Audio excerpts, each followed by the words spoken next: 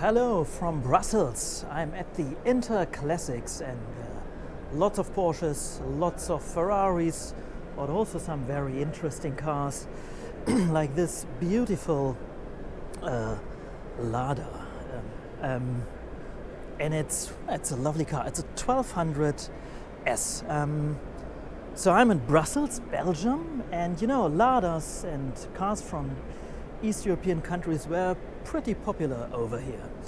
There even was a production of Moskvich and Volga cars in Belgium called Skaldia. So there's a lot of stuff.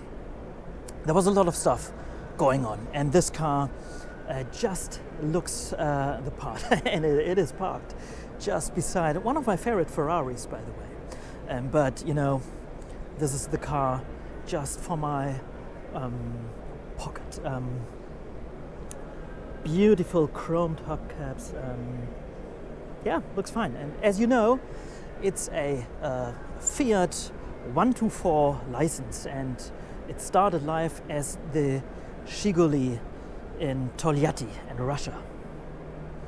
Okay, let's see what else. There we have a Mira Fiore of Bertoni fame, 131 Abarth Rally Tribute. So it says tribute, so I'm not sure if it's genuine or not. The red color is the blue color, of course, is amazing. A Mini 1100 with a Clubman front. The Clubman front came through Roy Haynes. Roy Haynes worked at the design department at British Leyland, and before he came to British Leyland, he was at Ford. So if this looks a bit like maybe an old Cortina, it is because of Roy Haynes' involvement. By the way, Belgium, there was even a British Leyland production in Zenef. I'm not sure if this car is from that Zenef production, but I absolutely love it. Rally lights on a Lancia Delta Integrale. That's a Group N 1988 in the iconic Martini colors. If you ask me, the Delta looks fantastic. It's probably one of the best of all the Golfs in this world. And a car I didn't expect it here is this 1991 Dodge Stealth. Just have a look at it. It's a 1990s color combination. It is white, and of course it has a red interior, and it looks pretty amazing. It seems like an RT, so I can't tell you much about this car other than that it looks pretty damn cool. Pop-up headlights, I guess. So there you go, a Dodge and ye olde MGB. So it is quite diverse. There we have a Morgan, a Mustang, and the usual stuff. Ferrari 575 Super America. A De Tomaso Pantera SE, and it's only one of 38 produced. It's a very impressive car. Lots of horses, I guess. That much. Then, just around the corner, BMW M1.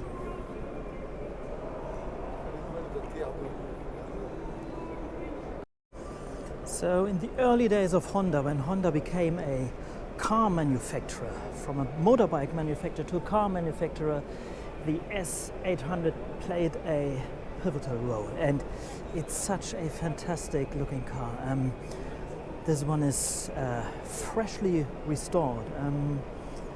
It has yellow headlights, I guess. I'm not sure. So this car maybe comes from France.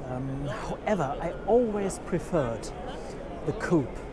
And here we have two examples, and I bet this orange one has seen quite a bit of racetrack, and I think this looks absolutely lovely. Just a glimpse inside of it.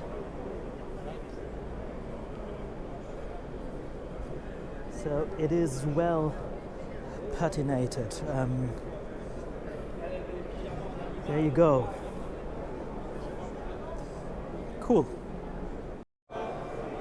Now something very, very exciting. It's an Innocenti C, based on the MG midget Austin Sprite platform. So this is from the time when Innocenti was owned by BMC and later British Leyland, and I think almost every car from BMC or British Leyland produced by Innocenti was a bit better than its original. When you look at the base, you can see this is all Austin Sprite MG major. This is the coupe version. There was a convertible version as well. Interior is also completely different from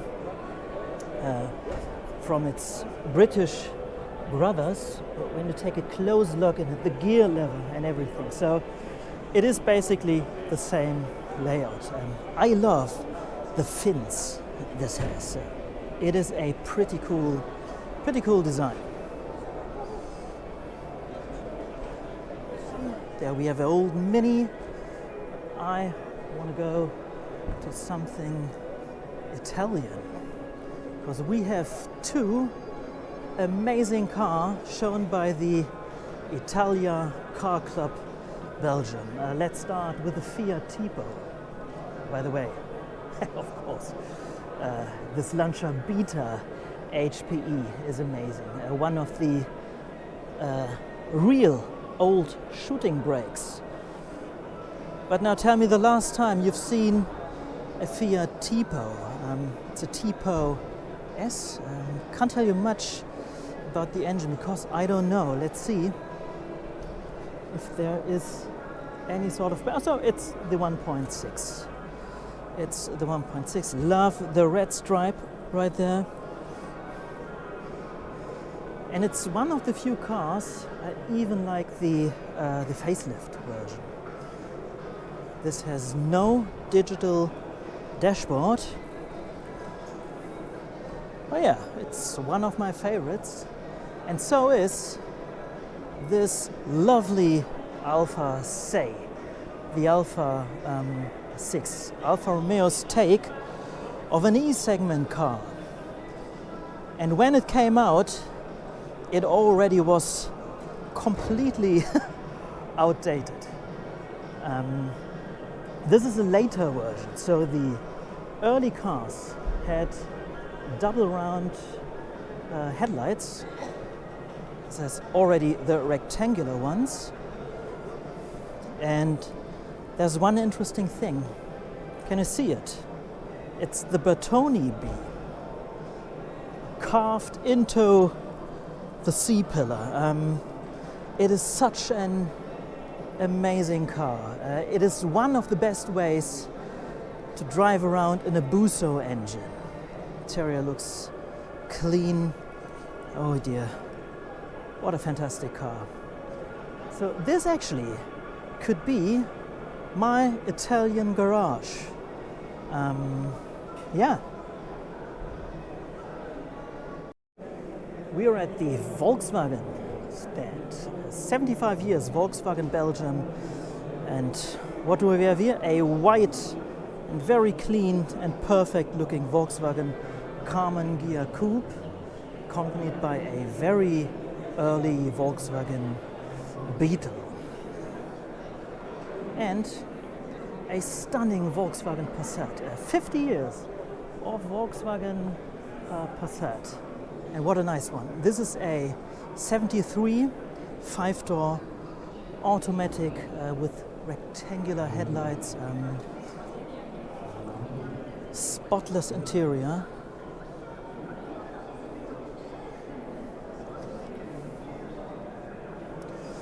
they brought more. There we have a Golf Mark II GTI, still with the quarter light window right here, and a Volkswagen Phaeton. Volkswagen's plan to get a foot into the executive market that failed, but I think it's a very, very good car. It's a later example. I love the Mark I, if you will. I love the first one the most. And then we have a Volkswagen Corrado. There we have a BMW 3 Series Bauer TC. TC for top cabriolet. I think these are cooler than the regular 3 Series convertibles from that era. Yellow Fox, of course. 40 years of Peugeot 205, and the Peugeot Club Belgium brought 3 very interesting 205s. First of all, a plain Jane, a poverty spec 205 XE. Then we have the 205 GTI, and then the monster, the 205 Turbo 16.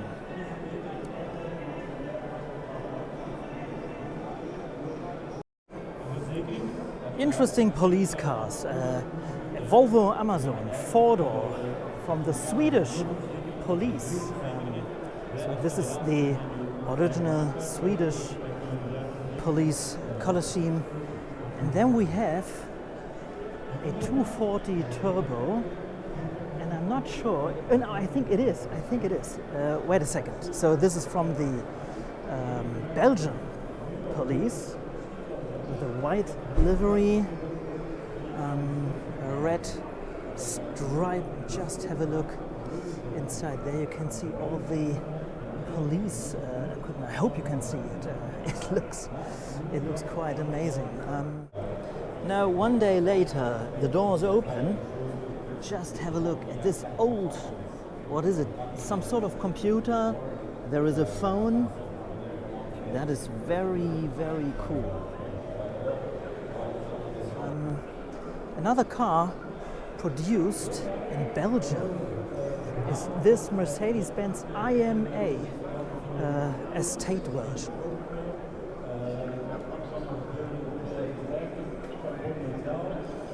So this is the Universal, and the Universal was coach built here in Belgium by IMA.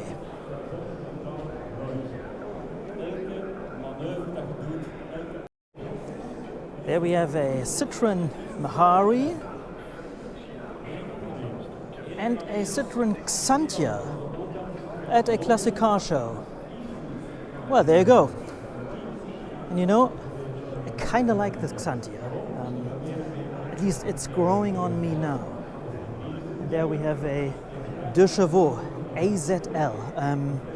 And was the AZL a Deux Chevaux from Belgium? I'm not sure. I need to find out. Looks the part. Very well patinated car.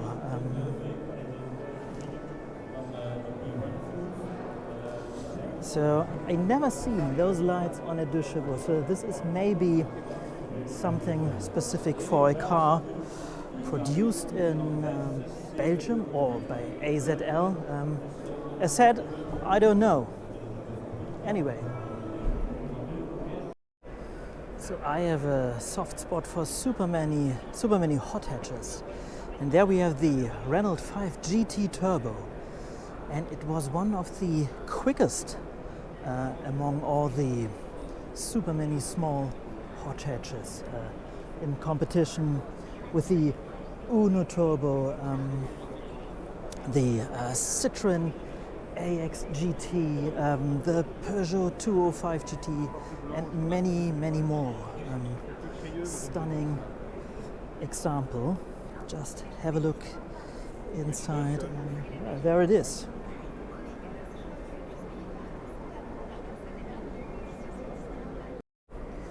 We have a Lamborghini. Is it a 400?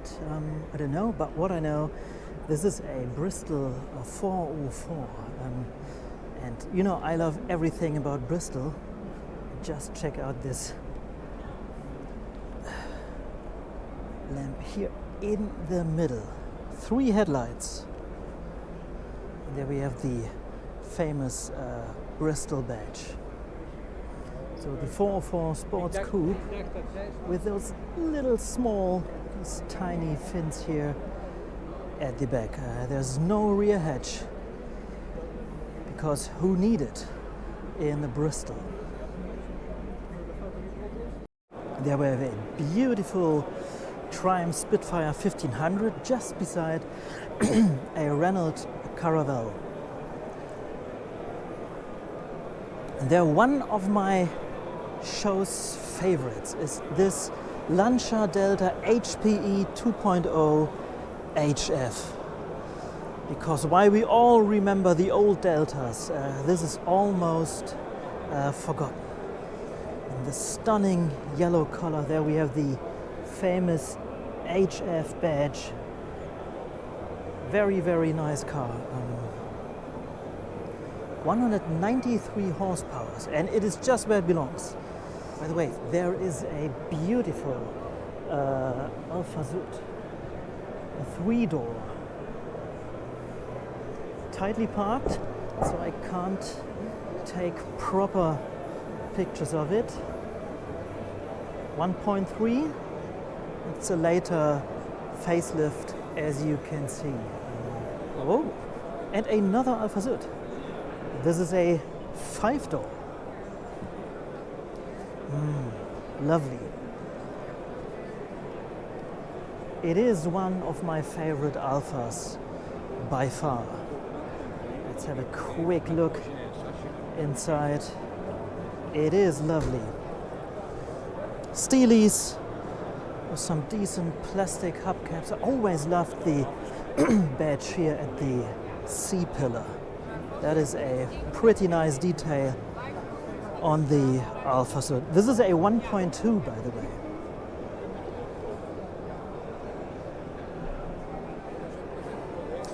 And a Spider 2.0. Someone gets his glasses cleaned right there. I usually use my shirt, so this could be an improvement. So this is a showstopper. It looks like an Aston Martin V8, but what it is one of 3 shooting brakes ever built. The shooting brake, in my eyes, is one of the coolest body styles of all.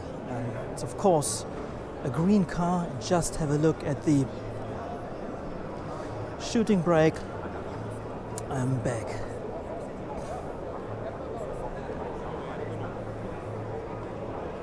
This is very, very interesting. So as said, one of 3 ever built. I think this was delivered to someone in Germany. And you know, the shooting brake was effectively a car for shooting. And unfortunately, it is a body style that has almost died out. The last real shooting brake is maybe, is it the Ferrari Lusso or FF? I'm not sure. As always, teach me in the comments. And by the way, I love how they put that little Aston Martin badge into the C-pillar of this car.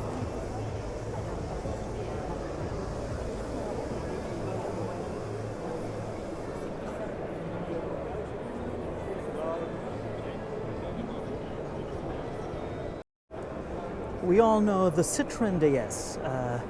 We know the iconic 4-door. We know the 5-door. And then there was a chap called Henri Chaperon. And he made a beautiful convertible based on the DS. But he also made the Le Dandy, a coupe version. And that is this very coupe version, and this looks, well, it is patinated. Comes right out of a barn. Well, at least someone has placed some some hay on the car. And it is now the second time I've seen this car. I've seen this earlier this year at the Interclassics in Essen. And it is stunning. I actually love the condition. I wonder what will ever happen with this car. Restoring it, keeping it just like it is. I mean, this reeks after a lot of work. But again, just as in Essen, it is one of my favorite cars here. Now let's have a look at Donkervoort. Donkervoort is a Dutch company, and I think they started with cars based on the Lotus 7. As you just can see here, this is a Donkervoort S8. And I'm not exactly sure what this is. I think this is the newest iteration of any Donkervoort. Is it called the F22? I'm not sure. I've read that this car goes from 0 to 100 in 2.9 seconds. I drove a Tesla plate a while ago, Tesla Model S plate a while ago.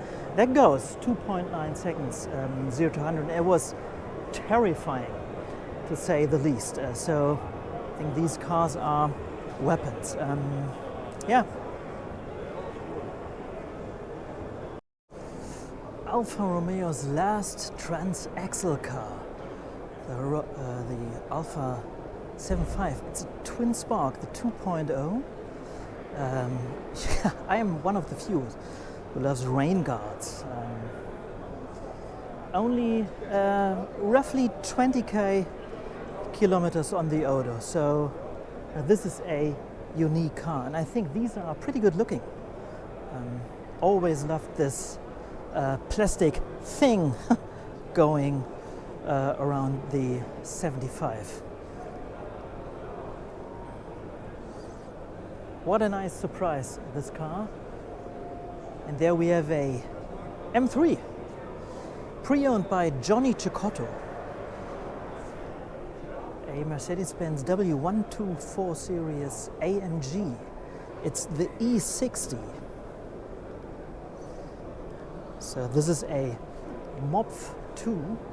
So this is the second facelift. By the way, if you don't know about the facelifts and everything about the 124, not everything, but some stuff, check my video about the 124 meeting at the PS Speicher in Germany. So it's a E60.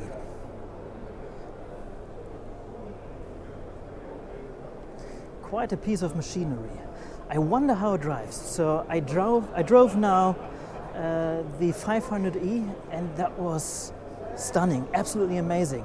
Very different from any other 124 series car. A Venturi 400 GTR. I think this might be the first Venturi I've ever seen in real life. And you know what? I think the rear lights, are they from a Scirocco? I don't know. So some minutes ago we had a DS, I think it was a 21 by Henri Chaperon, the Le Dandy, the coupe version of it. And this is a DS19 Décapotable, 1963, and this is the convertible version made by Henri Chaperon. So it's a proper French coach-built car. It does not feature the fins from the Le Dandy. It's dark blue with a turquoise interior.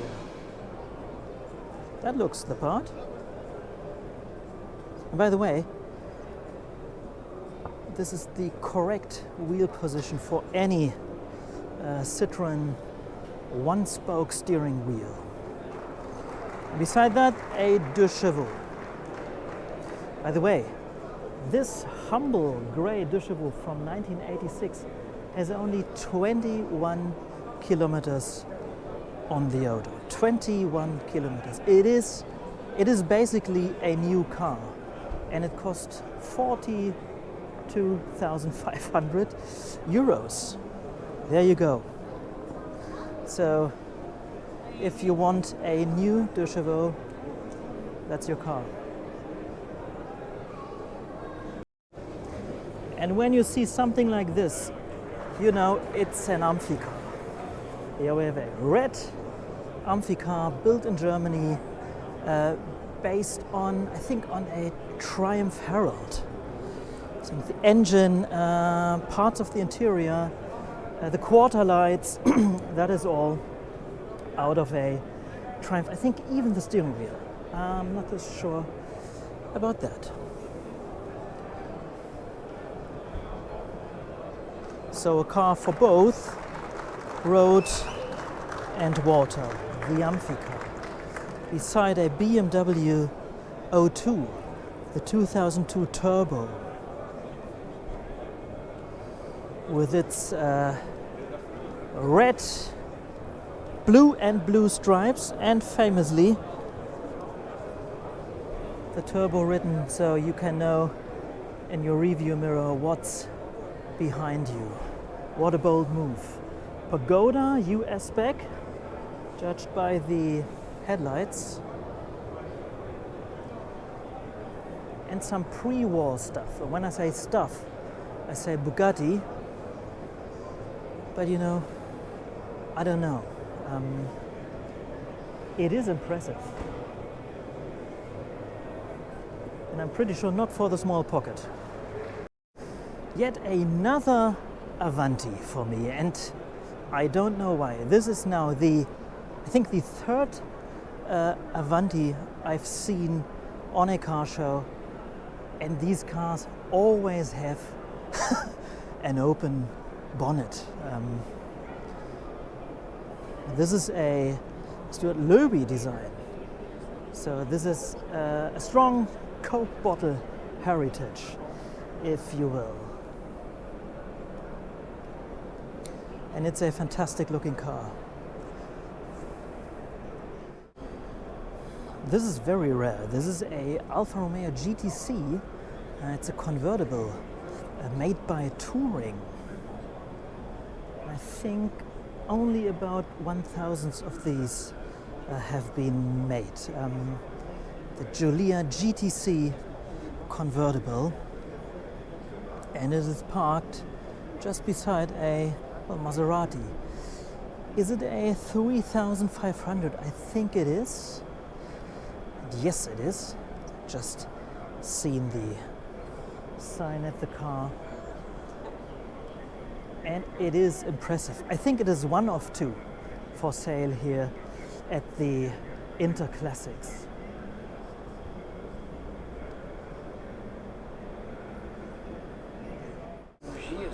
What a lovely Toyota Celica. This is a 1987 twin cam coupe. Pop-up headlights, and that looks interesting. So you can even clean your pop-up headlights. Fantastic looking car. Under 100,000 kilometers on the odometer, and one of the best looking Celicas.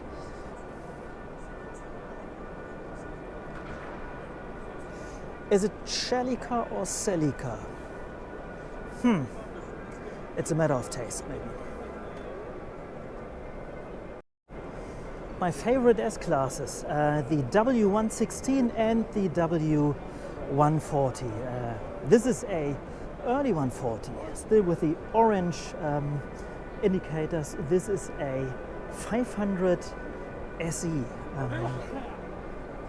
black leather, although I would always prefer cloth seats on a 140.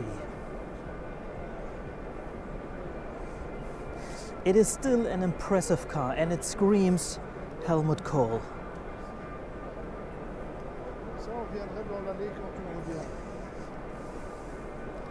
Another work of Henri Chapon. So this is a ID19 convertible, and in contrast to the one I've shown you earlier, it has these beautifully made indicators at the back. Love that green color. Some more to see. There we have a glass coupe. So when glass finally was broke, the 1700 had a prolonged life with a BMW badge. And it's a Früher design. What a beautiful car.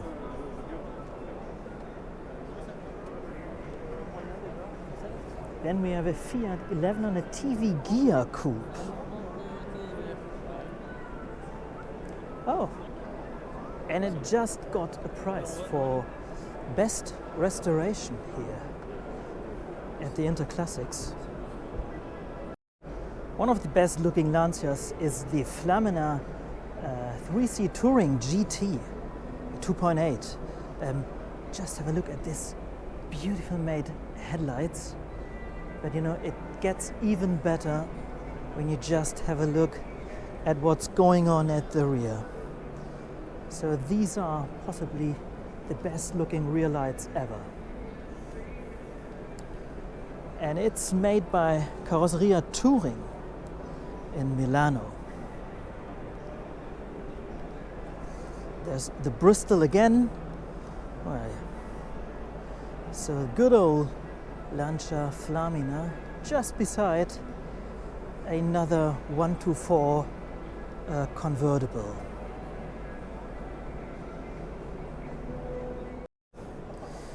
There we have a unique American small car, and that is the Nash Metropolitan. But when I say American, it's not entirely right. So this car was actually built by Austin. It was even developed by Austin on the BMC in good old England. And these were built in the UK and shipped over to the United States. I think later versions of it, might be incorrect, were produced in the United States. Engine, everything, it's all BMC. The Porsche 924 Carrera GT, that is a rare bird and one of the most exciting transaxle Porsches. This was more expensive than a 911 SC, and yet everyone wanted one.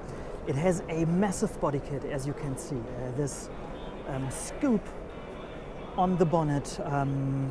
406 have been made, 200 for Germany or Europe, 200 for Germany and 200 international. So, and 6 prototypes. So 406 of these have been made. And this is the first one I've seen so far. It is an impressive car. Just have a look inside. Inside it is your regular early 924. Generally, I like the 924 a lot, and well, this is the top of the line 924, if you ask for my humble opinion.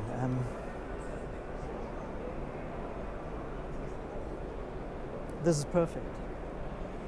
By the way, just have a look at this resto project of a Volvo 1800. It's already an 1800S from 1965, so this is not a Jensen produced 1800. Speaking of the Peugeot 205, I do have a favorite, and that is the Rally. And it looks best with, well, painted steelies. Isn't that amazing?